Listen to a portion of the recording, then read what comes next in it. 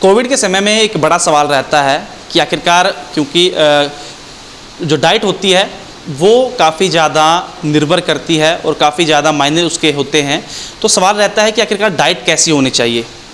जिस व्यक्ति को अभी तक कोविड नहीं हुआ है उसके मन में सवाल रहता है कि आखिरकार वो क्या ऐसी डाइट रखे कि कोविड से वो दूर रहे, और जिन लोगों को कोविड हो चुका है उनके मन में भी ये सवाल रहता है, और जो पोस्ट कोविड इफेक्ट रहते हैं कोविड के बाद भी, वो भी यही सवाल का जवाब तलाशते हैं। इसी मुद्दे में चर्चा करने के लिए आज मेरे साथ डाइटिशियन रेणु जी मौजूद हैं और उनसे ही मिलकर आज चर्चा करेंगे कि आखिरकार डाइट कैसी होनी चाहिए।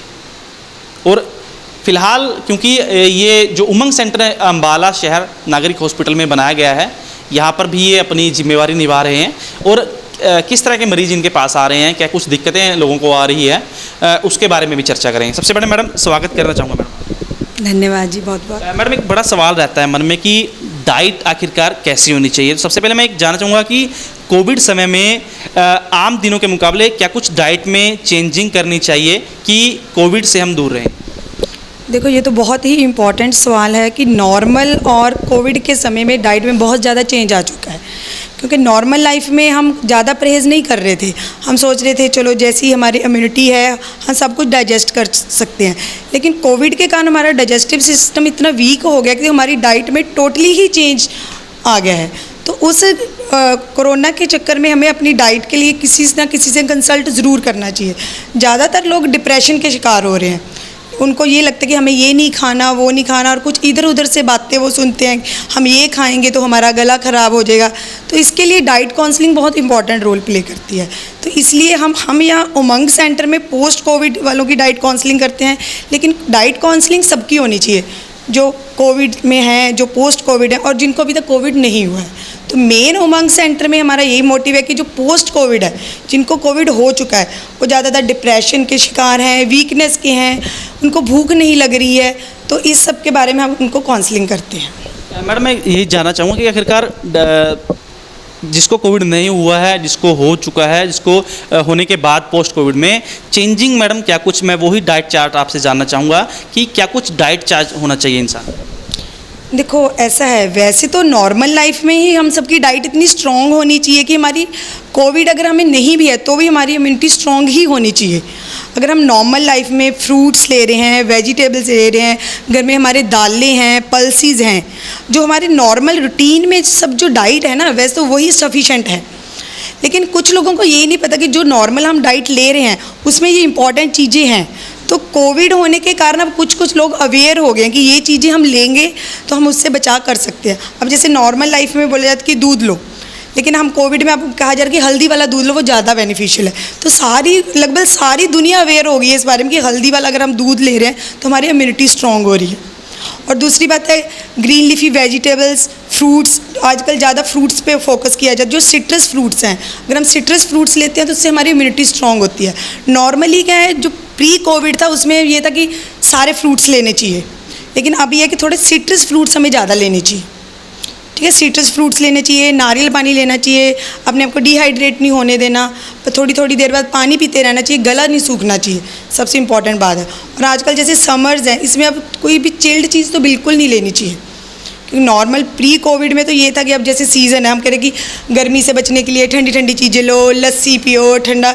लेकिन अब ये है कि नॉर्मल टेम्परेचर पे आप सब कुछ लो, लेकिन आपको चिल्ड नहीं लेना, क्योंकि चिल्ड से आपका गला ख़राब हो सकता है, फिर वही कोविड के चांसेस हैं, फिर आपको सैंपल देना पड़ेगा। तो आप नींबू पानी भी पी सकते हो, लस्सी भी पी सकते हो, नारियल पानी भी पी सकते हो, लेकिन सब कुछ नॉर्मल टेम्परेचर पे होना चाहिए। मैडम एक बात की जाती है कि गर्म चीज़ें खाने, जैसे आपने भी कहा, तो हम काढ़ा भी ले रहे हैं, बहुत सी गर्म चीज़ें खा रही हैं, तो क्या ज़्यादा गर्म चीज़ें खाने से भी नहीं हमें दिक्कत फेस करना पड़ सकता है? देखो, गर्म चीज़ों का मतलब ये नहीं है कि अब जैसे मैंने कहा कि ठंडा पानी नहीं पीना, गर्म पीना है, मतलब नॉर्मल टेम्परेचर पे चीज़ लेनी है हमको। और काढ़े का रोल ये है कि वो गर्म खाना नहीं, उसमें जो चीज़ें डल रही हैं उसकी जो गर्म तासीर है वो हमें फ़ायदेमंद है। मतलब ऐसा नहीं है कि हम कोई भी पानी ले रहे हैं, जैसे चाय है वो गर्म है, वो हमें ज़्यादा बेनिफिट करे। गर्म का मतलब वो नहीं है जी, सिर की बात कर रहा हूँ कि ज़्यादा गर्म चीज़ें खाने से भी हमें दिक्कतों का सामना करना पड़ता है। हाँ, वही मैं कह रही हूँ कि ज़्यादा गर्म चीज़ें भी नहीं लेना चाहिए, ठंडी भी नहीं लेनी चाहिए, जो नॉर्मल टेम्परेचर चल रहा है।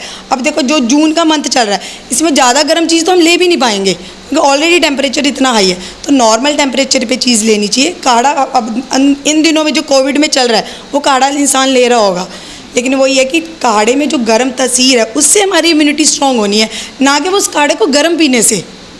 तो थोड़ा नॉर्मल टेम्परेचर कोसा कोसा वो हम सब कुछ ले सकते हैं। जैसे कोई कोविड का मरीज़ जो है वो अपने घर पे आइसोलेट है, उसका डाइट उसकी कैसी रहनी चाहिए? उसकी डाइट देखो, डाइट तो मेन यही है कि एक तो आइसोलेट है वो, ठीक है, थोड़ा सा उसको मेंटली भी होता है कि मैं कोविड का मरीज हूँ, उसको हर 2-2 घंटे बाद कुछ खाना है, ठीक है। नॉर्मली हम क्या करते हैं कि हमारे मेन 3 मील्स होते हैं, ब्रेकफास्ट, लंच एंड डिनर, लेकिन इसमें क्या होता है कि हमें हर 2 आवर्स के बाद कुछ खाना है, अपने आप को भूखा नहीं रखना है। जैसे मॉर्निंग में सबसे अर्ली मॉर्निंग अगर पेशेंट टी ले रहा है तो वो टी ले सकता है, मिल्क ले रहा है तो मिल्क ले सकता है, साथ में 1-2 ड्राई फ्रूट्स ले सकता है। उसके बाद अपना ब्रेकफास्ट ले, ब्रेकफास्ट के आफ्टर 2 आवर्स के बाद मिड मॉर्निंग सप्लीमेंट, मतलब दिन में कहने का मतलब 5 to 6 आवर मील्स हो गए। जैसे बीच में कोई फ्रूट्स ले लिए, उसके बाद लंच हो गया, लंच में जो नॉर्मल हम खाना लेते हैं, सब्जियां ज़रूर इंक्लूड करें, दालें ज़रूर इंक्लूड करें, ठीक है, और सैलड ज़रूर इंक्लूड करें। उसके बाद फिर इवनिंग स्नैक्स में जैसे कोई शेक ले लिया, जैसे मैंगो शेक हो गया या बनाना शेक, मतलब हमें फ्रूट्स इंक्लूड करने हैं। तो 3 main meals plus 2 small meals, मतलब 5 मील्स ए डे। तो मतलब नॉर्मल डाइट के मुकाबले अगर कोविड पेशेंट है तो उसको 5 मील्स ए डे करना है। मतलब कि थोड़ा थोड़ा खाना चाहिए, ज़्यादा समय में। 2 आवर्स के बाद थोड़ा थोड़ा खाए ताकि डाइजेस्ट भी हो और वीकनेस भी ना हो, ठीक है। और पेशेंट को अगर भूख लग भी रही है 2 घंटे के बाद खाएगा तो उसकी भूख भी खुलेगी, ठीक है, तो वो अच्छी तरह खा भी पाएगा। आपने सवाल करना चाहूँगा कि बड़ा एक सवाल रहता है, बड़ी चिंता रहती है कि जो प्रेग्नेंट लेडीज़ हैं और जो छोटे बच्चे हैं उनको कैसे अपना खान पान देखना चाहिए, कैसे वो खान पान को सही दुरुस्त करके कोविड से बच सकते हैं? देखो, छोटे बच्चों का तो यहाँ तक है, छोटे बच्चों की जिम्मेवारी तो पेरेंट्स की है, ठीक है। पेरेंट्स उनको जो गाइड करेंगे छोटे बच्चों का भी मेन तो यही होता है कि उनको दिन में ज़्यादा भूखा नहीं रखना होता, ठीक है। उनको भी 1.5 या 2 घंटे बाद कुछ खाने को देना है, और कुछ भी मतलब सब कुछ होममेड ही होना चाहिए, कुछ भी आर्टिफिशियल बाहर से नहीं होना चाहिए। और बच्चा जैसे कुछ जिद करता है जैसे बाहर का खाने का, तो वो आइटम आप घर पे बना सकते हैं। जैसे हमारे बाहर का कुछ खाने का दिल कर रहा है, बच्चा कह रहा है कि मुझे जैसे कुछ बर्गर टाइप खाना है, तो आप होममेड बना के दो। बच्चे को वेजिटेबल सैंडविच है होममेड बना के दो, तो घर पे ही जैसे बाहर की सॉस होती है तो आप घर पे ग्रीन वेजिटेबल चटनी, धनिया पुदीना चटनी प्लस आंवला, तो ऐसे घर पे ही आप हेल्दी चीज़ें बना सकते हैं। लेडीज़ हैं, प्रेग्नेंट लेडीज़ को क्या कुछ ख्याल रखना चाहिए? प्रेग्नेंट लेडीज़ को थोड़ा बाकियों के मुकाबले ज़्यादा ध्यान रखना पड़ेगा, ठीक है। एक तो ये कि उनको खाना वही है, थोड़ी देर बाद थोड़ा खाना है ताकि उनको डाइजेस्ट भी हो जाए, ठीक है। उनको भी ज़्यादा गर्म चीज़ें नहीं लेनी है। फ्रूट्स वो खाना चाहती हैं वो खा सकती हैं, जूसेस भी ले सकती हैं। और जैसे अब समर्स हैं, नींबू पानी, नारियल पानी, लस्सी, कर्ड भी लेना चाहिए उनको। और 1-2 ड्राई फ्रूट्स ले सकती हैं, ज़्यादा ड्राई फ्रूट्स नहीं लेने हैं, ठीक है। और रेस्ट करनी चाहिए उनको। जैसे आपके पास पोस्ट कोविड सेंटर में आपके पास जो मरीज़ आ रहे हैं, ज़्यादातर किन समस्याओं के मरीज़ आपके पास आ रहे हैं और उनको आप सलाह क्या दे रहे हैं, कैसे उनको ठीक कर रहे हैं? हमारे पास जो उमंग ओपीडी में पेशेंट्स आ रहे हैं, जैसे डॉक्टर्स के पास ज़्यादातर पेशेंट है ना डिप्रेशन के, आपने भी देखा होगा जिसको कोविड हो गया थोड़ा वो डिप्रेशन में जा रहा है, ठीक है।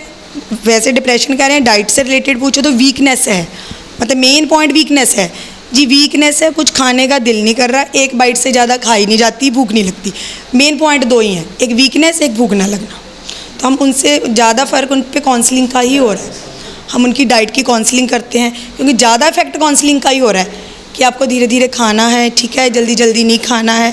तो जो पेशेंट काउंसलिंग से इफेक्ट पड़ता है वो किसी और चीज़ से इफेक्ट नहीं पड़ता, तो काउंसलिंग बहुत इंपॉर्टेंट रोल प्ले करती है। काउंसलिंग काफ़ी ज़्यादा इम्पोर्टेंट है और डाइट एक काफ़ी ज़्यादा इम्पोर्टेंट चीज़ है इंसान की आम तौर पर ज़िंदगी में भी, और अब कोरोना काल में तो और भी ज़्यादा इसका महत्व बढ़ गया है क्योंकि हम अच्छी डाइट लेकर हम कोविड को दूर रख सकते हैं। फिलहाल डॉक्टर रेनू ने बहुत ही अच्छी जानकारी हमें उपलब्ध करवाई। उम्मीद है कि ये जानकारी आप तक भी काफ़ी अच्छा लाभदायक आपको होगी और बच्चों को और ख़ासकर जो प्रेग्नेंट लेडीज़ हैं उनको काफ़ी ज़्यादा इन दौरान ख्याल रखने की ज़रूरत है। तो उम्मीद है जानकारी आपको अच्छी लगी होगी। अगर और भी कुछ आपके सवाल हैं तो आप कमेंट्स के जरिए हमें पूछ सकते हैं। हम डॉक्टर साहब से कंसल्ट करके आपके सवालों के जवाब देने की पूरी कोशिश करेंगे।